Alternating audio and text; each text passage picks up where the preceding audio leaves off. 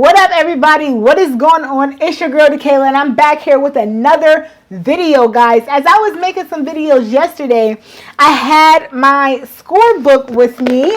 I was looking over some games yesterday, and I could not believe my games from like when I just got back into chess like earlier this year, and I'm like, oh my goodness, did I really play like this? In some of these games, guys, I played so bad. And I'm in a really good mood right now. I'm feeling good. So I feel like laughing. I really feel like laughing right now. So I just want to, let's just laugh. Let's just take some time. Let's review a few of my old games and let's see the way that I used to play. See, I know how to play chess now. I will confidently say I actually know how to play chess now. Let's have some fun with this. Let's take a look at my old games and let's just see like what type of mistakes and the things that I was doing. Okay, guys? This was a game that was played over the summer of 2025 in tournament play. This was a 45-minute game with 5-second delay. And let's just take a look at some of the mistakes that I used to make when I was not obviously like as strong as I am now. Like I was looking at my scorebook yesterday like, oh my God, was I really playing like this? Me? And it was like, yes, this is what the score sheet says. It was you. So let's have some fun with this and let's take a look. My opponent started off with the move d4. Oh, this is the time where I thought that the Caro-Kann could be played against anything. Yeah, Caro-Kann was my opening for d4 and e4. You know, the Caro-Kann is only an e4 opening. This is at that time where I really thought the Caro-Kann was to be played against everything. Hilarious, right? Okay, so I'm developing here. But it kind of turns into a Slav. As I grew as a chess player, I understood that it could turn into like a Slav type of setup, right? So it worked out. Okay, bishop to f5. Bishop there. I have a mark there on my score sheet. My chess coach, he usually marks up when I'm doing things wrong. Y'all see all them yellow marks? So that was not a good move. He took back there. I played that move. He gets castled. I come out. I remember this game because I put my bishop out here. I remember after the game going like into like the hall after the game and asking my coach, he was there, and I'm like, why is that such a bad move or whatever? And he just like totally like explained to me why this is such a wasted move. This bishop isn't doing anything on b4. So I learned a lot from this game. I learned the importance of not wasting moves in the opening. Like what is this bishop gonna do? This bishop is going to do nothing. All the opponent's going to do is put his pawn here. Like, this bishop does absolutely nothing. You're going to have to go back anyway. So this game was a clear example of a game where I learned not to waste moves in the open, and one. And two, put this bishop on a square that makes more sense rather than a square where it's going to be kicked out of there and have to go back to that square anyway because you're just wasting time. And I still don't fully understand, but apparently wasting moves like that could cost you the game. I know how important it is now, but I don't know why. Well, I'm not going to say that. Yeah, it could cost you the game, wasting moves like that, okay? So I definitely remember this game because I was really upset. I'm like, so this one move caused all of this to go down? And then my coach was just like, yeah, because if you didn't even go out there, imagine you being like here or here, everything that's about to go down wouldn't even go down if you were where you needed to be. So this was a key game, but this is how I used to play, right? I had to kind of like go through these growing pains. That's why nowadays I'm really like that. I'm really like that. And your best work is a light pack. Bishop comes out here. My opponent develops his bishop. And let's see, I get castled. Not bad. I'm going to make a video about something else in the next video. But anyway, I get castled. Good. I remember that took some time for me to finally get castled when I'm supposed to. So I'm happy I did that, right? So right now, this isn't bad. I'm playing a pretty solid Caro-Kann. This is where my game was at that time. For white, I played the London. And for black, I played the Caro-Kann. You guys watch this video and you will understand why I recommend those two openings to all beginners, because they could pretty much be played against anything. Like literally, I thought Caro-Kann was even against d4. Like I was just playing the Caro-Kann always, right? And then my opponent played there. I had to go back anyway, and that's the point that my coach was making. Queen comes out to e2. Regular developing moves here. I take here. My opponent takes. Let's see, he goes there. Oh, I remember this too. I remember when he found this move, knight to c4, and I was just sitting there looking crazy. I couldn't believe it. I'm going to lose material here, no matter how I slice it. So I developed my queen there, thinking that it would be an even exchange. He took, I took. He took with his knight, a pawn. I took with my knight. Then he took, and then he's got this fork going. So I kind of had to take, And then he's up material. He has a queen, I have a queen. He has a rook, I have a rook. He has a rook, and I have a knight. And then we both have 6 pawns. So he's actually a +2 in this position. My game has evolved. This is a key learning opportunity for me. A move like this doesn't happen anymore. That's a major key to how I play now. But I definitely remember this game and having that happen and learning that lesson, right? So he develops, get castled, I go back, and we play chess from here. But then I totally remember this move, knight to c4. The computer even say this is a great move. And you guys can see the evaluation bar, right? You see this? White is like clearly better. But I actually really learned something. Like when I say I learned something every single game, I'm not making that up. But queen c7 was an inaccuracy. That was not a good move. The computer said bishop to c7 was best here. Let's see what happens if I do go bishop c7. Does he still win material? Bishop c7, d-cap. This is the computer line. D captures e5, knight to g4. Oh, okay. So I'm rounding up to kind of get that pawn back. 3, 4. I got 4 attackers on it. He's got 1, 2, 3. So maybe I had a way to get out of that back then, but I didn't know. I did not know, y'all. I'm not even gonna lie to y'all. But anyway, I played queen c7. My opponent captured. I captured back, and this is just what it was. He's looking at both pieces there. I take, he take, I take, and I'm down material here, and I do go on to lose this game. I gave myself a square for my king to be able to get out there. So yeah, take a pawn. I remember trying to get some of my material back. That's why I took that pawn there, but it's just not enough, right? He's about to get this, and I didn't even see this. I remember this game. I didn't even see him. The whole idea behind this is to push this pawn so that his queen could be looking at my rook, right? I mean, at my king, and that's exactly what he did. I didn't even notice little stuff like that. I noticed it, but not at like a high enough level. Like this actually happened in the game. Like he pushes here, I'm check, and then you're about to take my knight. So of course I block it. He takes the knight, and then I just resign because it's over. I resign right here. I can't take, if I take the queen, the rook takes my queen. So it's just no point. He won. So, guys, that's game 1 of how I used to play. Isn't that fun? But what did we learn? We learned that we don't waste time in the opening. We don't put pieces on squares that they will have to retreat because we don't want to have to move them multiple times in the opening. And that was a really big deal at that time. Really, really big deal. Because I did not understand, like, what was the big deal about putting the bishop there? Okay, he kicks it out. I just put my bishop back. Like, what is the big deal? But it is a big deal. So let's take a look at another game that I played. In this game here, I'm white. Let me flip the board here. Okay, everybody, this is another game how I used to play when I first got back into chess. I have white here. I get into the London system. My opponent played the Dutch defense against me here. So we're just developing per usual. My bishop came there. Got castled. Thank God, because I didn't used to.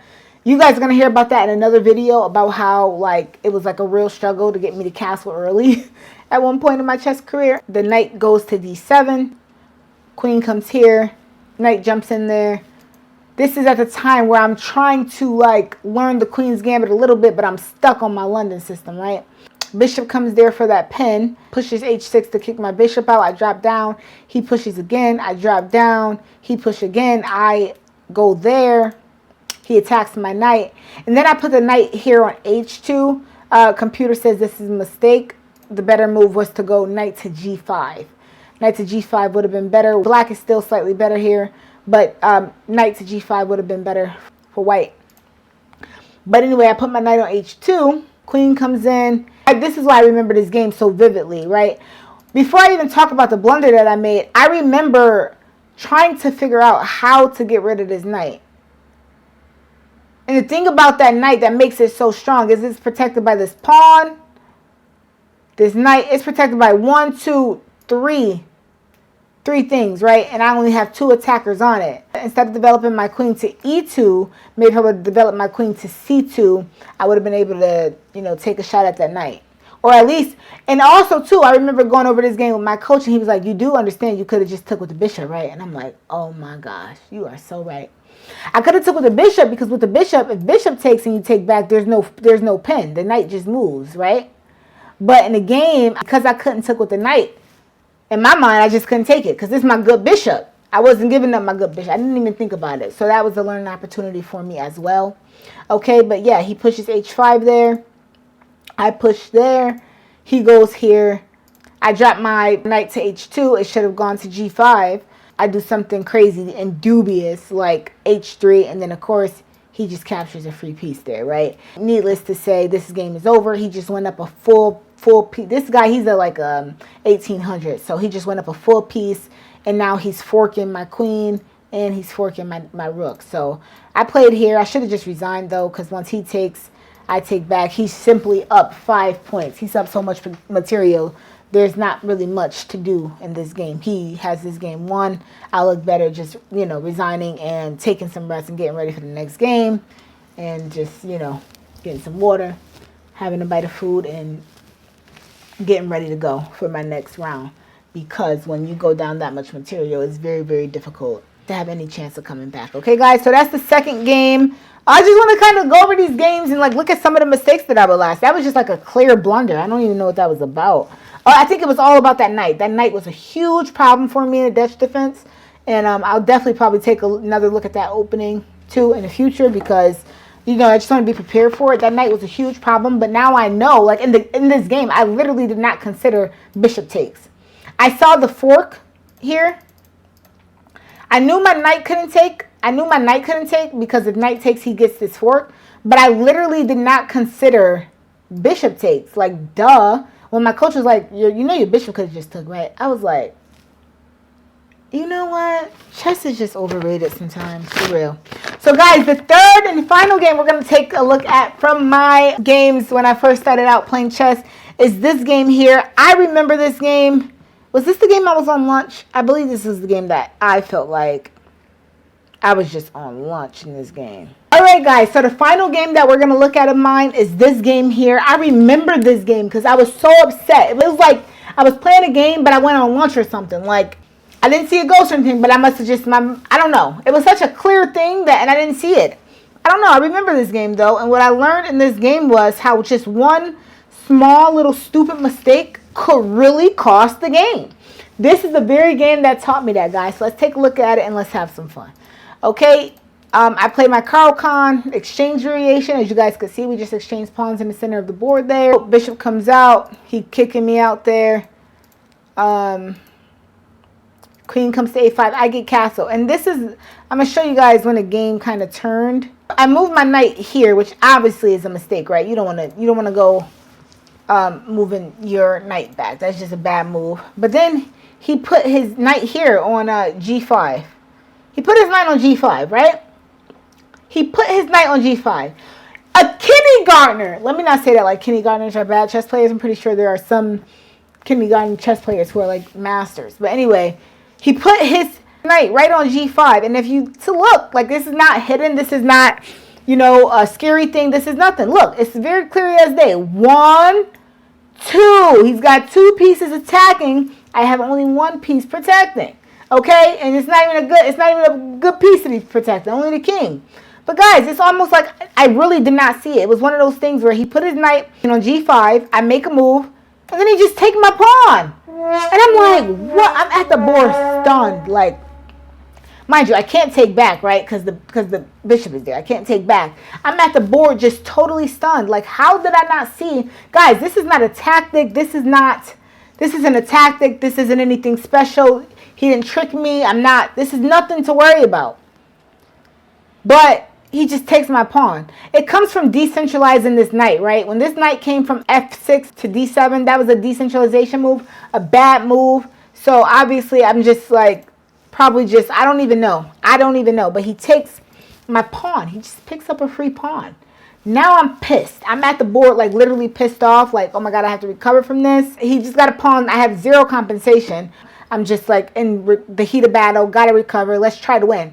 But this very game, and the point of going over all these games is just to show the type of chess that I used to play versus the player that I am now. And the point of this game right here is simply to show this game literally taught me one bad move could cost the game. I've had many bad moves that have taught me that one bad move could cost the game, but this game specifically, because it was when he got that free pawn, it was my entire everything just fell apart. It just all fell apart, right? So he picks up his free pawn with his greedy self, And then I move my rook away, okay, because I don't want him to take my rook. He picks up my bishop. I take his knight. Knight to f3. I take, we exchange, and from here, I'm just playing pretty much a lost position. My king side is very, very weak on the light squares. He's got this light square bishop. I don't have one, so he's about to damage me on my white squares. And I already knew that. This was at the time where I'm learning, I'm growing, and I know that I'm busted, right? But I'm like, damn, he's only up a pawn. I was in this game, I'm like, it's only a pawn. I should be able to do something to kind of like neutralize this position. But I was not able to. Knight g7, he looks at that square. I do this, and from here it's just pretty bad for me. He takes, I take. He moves over to c5 there.